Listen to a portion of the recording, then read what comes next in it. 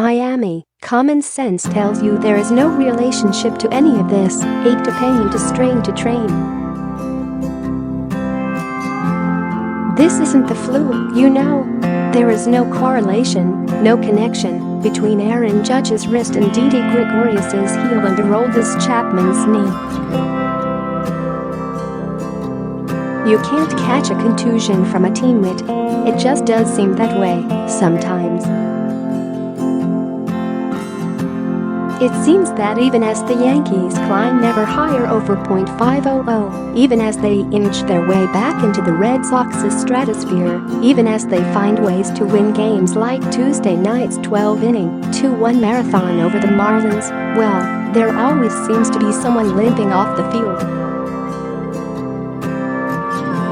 This time it was Chapman, the fireballing closer, who walked the first Marlin he faced leading off the bottom of the 12th, threw ball one to the next, couldn't elevate that fastball higher than 96 miles per hour.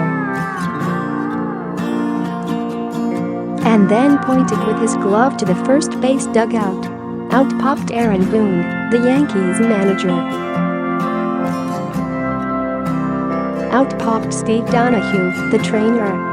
Out popped Marlon Abreu, Chapman's translator.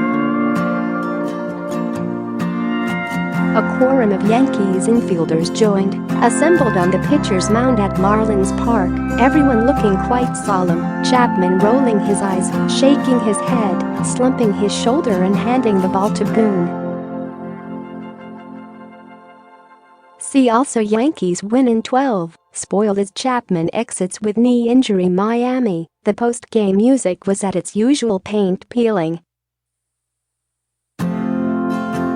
Chapman has been bothered by a cranky left knee for weeks. Suddenly it seems a little more than simply bothersome. Worrisome was the adjective Chapman selected.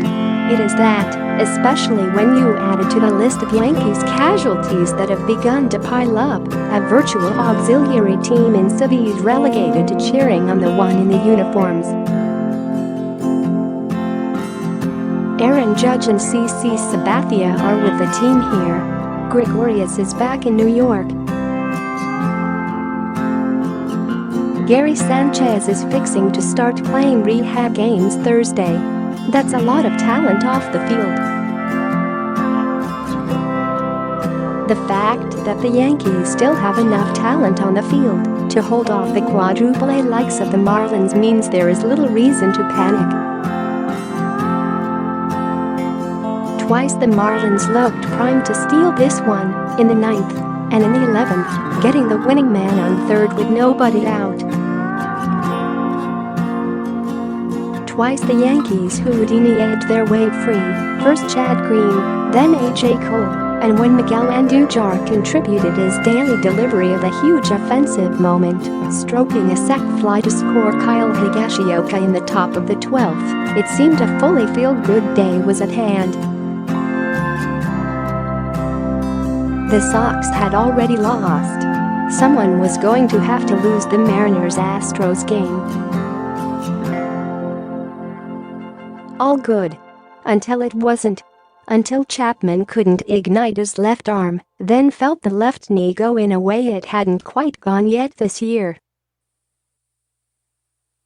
The good news, of course, is that the pain wasn't in the arm. The likely news is that, whatever the results of the MRI exam he'll take Wednesday, he's likely to be the latest Yankees to go on an unwanted vacation. I'm concerned because virtually every other time he felt something in his knee, he was able to work through it, Boone said. For him to call attention to it like he did, that tells you about the level of pain this time around. Oh, and another thing, see also Yankees scramble as Gregorius begins hopefully short DL stint Miami. Didi Gregorius's bruised left heel is improving, according. David Robertson wasn't available Tuesday night, his shoulder feeling a little too tender after having a catch before the game. Boone said he wasn't too worried about that, but then it's getting to the point Boone needs one of his coaches to arrange and color code his level of concern for half the roster. "It's not easy for us right now," Boone said, genuine enough that it is easy to forget his team has won 4 games in a row and sits 33 games over .500 and has resumed its gaudy pace, projecting now to 103 wins. The bullpen was already a strength. The depth may be called upon more than ever if Chapman has to sit for a few weeks, but it is there. But so seems to be a haunting question: who's next? What's next? Aaron Hicks sure looked like the ball that hit him as part of the 12th inning rally didn't exactly tickle, though he shrugged it off and declared himself fine. Logic tells you these things aren't contagious. But then, when have logic and baseball ever been compatible bedfellows?